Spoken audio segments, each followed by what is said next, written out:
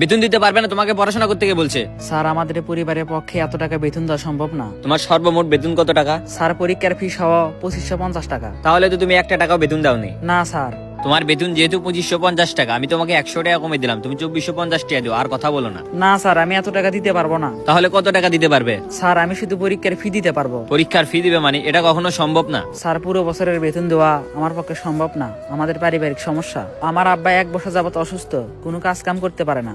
আমার মাই মানুষের বাসায় কাজ করে সংসার চালায়। সবই তো আমি বুঝতেছি, কিন্তু আমার পক্ষে বেতন কমানো সম্ভব না। তুমি সভাপতির কাছে যাও। স্যার আপনি একটু কমিয়ে দেন। না, আমি পারবো না, আমার পক্ষে সম্ভব না। তুমি এখন যাও। স্যার একটু দেখেন। বাবা, তুমি আমার সাথে চিল্লাচিল্লি করো না, তুমি সভাপতির কাছে যাও। আসসালামু আলাইকুম স্যার। ওয়ালাইকুম আসসালাম। তোমাদের পড়াশোনার কি অবস্থা? হ্যাঁ স্যার, পড়াশোনা ভালোই চলতেছে। তোমাদের সেদিন আটাপাড়া দেখলাম, ওখানে কি করতে গেছিলে? স্যার আমরা আটাপাড়া কোচিং করি। হ্যাঁ, ভালো করে পড়াশোনা করো, 2 দিন পর তো তোমাদের টেস্ট পরীক্ষা। হ্যাঁ স্যার, ভালো করেই পড়াশোনা করতেছি। তোমরা কিছু বলবে নাকি? হ্যাঁ স্যার, আমরা একটু বেতন নিয়ে কথা বলতাম। হ্যাঁ বলো, কি বলবে? স্যার আমাদেরকে ধুলু ভাই পাঠিয়েছে। ধুলু ভাই কত টাকা দিতে বলছে? স্যার শুধু পরীক্ষার ফি দিতে বলছে। আচ্ছা, আমি যখন রুমে বসবো তখন পরীক্ষার ফি দিয়ে এসো। আচ্ছা স্যার, আসসালামু আলাইকুম। ওয়ালাইকুম আসসালাম। 2 দিন পরে টেস্ট পরীক্ষা। পড়াশোনাই করব না বেতনেরই টেনশন করব? তুই না স্যারের কাছে গেলি, স্যার কি বললো? আমার সর্বমোট বেতন 2550 টাকা। স্যারকে আমি সবকিছু বুঝিয়ে বললাম। স্যার বললো তুমি 2450 টাকা দিও। এত টাকা বেতন দিবি? বাসায় চাল নাই, আর আমি 2450 টাকা বেতন কেমনে দেবো? তুই এখন কি করবি? স্যারকে তো অনেক বুঝালাম। স্যার বললো তুমি সভাপতির কাছে গিয়ে সবকিছু খুলে বলো। তাহলে সভাপতির কাছে গিয়ে সব খুলে বল, দেখ সভাপতি কি বলে। আমার আর কোনো কিছু ভালো লাগতেছে না, মনে হচ্ছে পড়াশোনায় বাদ দেই, দিয়ে কোনো একটা কাজ করি। পড়াশোনা বাদ দিবি কেন? এসছে পাসটা কর, তারপর কোনো কিছু করিস। কারেন্ট বিল 3 মাসের বাকি, হাবুল কাকার দোকানে 2000 টাকার মতো বাকি। এত টাকা মা একা কুলিয়ে উঠতে পারতেছে না। তোর আব্বার এখন কি অবস্থা? আব্বা তো 1 বছর যাবত অসুস্থ, কোনো কাজই করতে পারে না। তাহলে তো তোদের পরিবারের অবস্থা তেমন ভালো না। নিজেদের দুঃখের কথা কাউকে বলি না, মানুষ মজা করবে দেখে। গতকালই না খেয়েছিলাম, চাল ছিল না। তোকে যে এসব কথা বললাম, কাউকে যেন বলিস না। না, আমি আবার কাকে বলবো? আমি গুডাউনে আছি, তুই আমার সাথে দেখা করে যা। আচ্ছা ঠিক আছে, তোমার কি হয়েছে বলো। বেতন সম্পর্কে কথা বলতাম। হ্যাঁ বলো। আমার আব্বা 1 বছর যাবত অসুস্থ, কোনো কাজ কাম করতে পারে না। তো আমার পুরো বছরের বেতন 2550 টাকা। আমার পরিবারের পক্ষে এত টাকা দেওয়া সম্ভব না।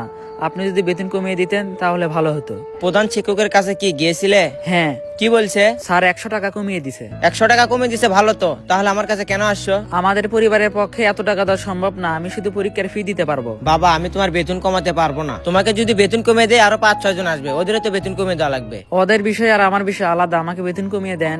না বাবা, আমি কিছু করতে পারবো না, তুমি প্রধান শিক্ষকের কাছে যাও। স্যার তো আপনার কথা বললো। কি যে করি, তুমি একটা কাজ করো, 2300 টাকা দিও, যাও। আমি এত টাকা দিতে পারবো না, আমি শুধু পরীক্ষার ফি দিতে পারবো। বাবা তুমি আমাকে জ্বালানো তো, দিলে ওই টাকা দাও, নাহলে প্রধান শিক্ষকের কাছে যাও।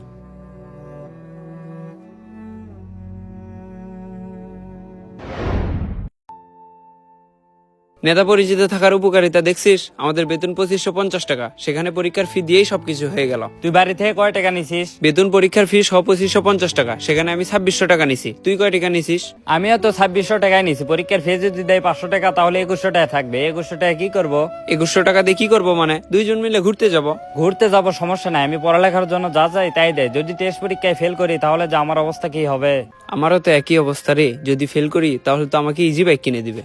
2 বছর ধরে একটা বই পড়লাম, যদি বইয়ের প্রথম অধ্যায় থেকে একটা প্রশ্ন ধরে আমি পারবো না। এখন পড়াশোনার কথা তুলে মাথায় টেনশন তুলিস না, কোন জায়গায় ঘুরতে যাব সেটা চিন্তা কর। তাহলে চল বালুরঘাটে ঘুরতে যাই। হ্যাঁ, বালুরঘাট জায়গাটা অনেক সুন্দর। তোমাকে তো আমি বললাম আমি বেতন কমাতে পারবো না, তুমি সভাপতির কাছে যাও। তুমি আবার আমার কাছে আসছো মানে? স্যার আমি যে কোন অবস্থায় আছি আপনাকে বুঝাতে পারবো না।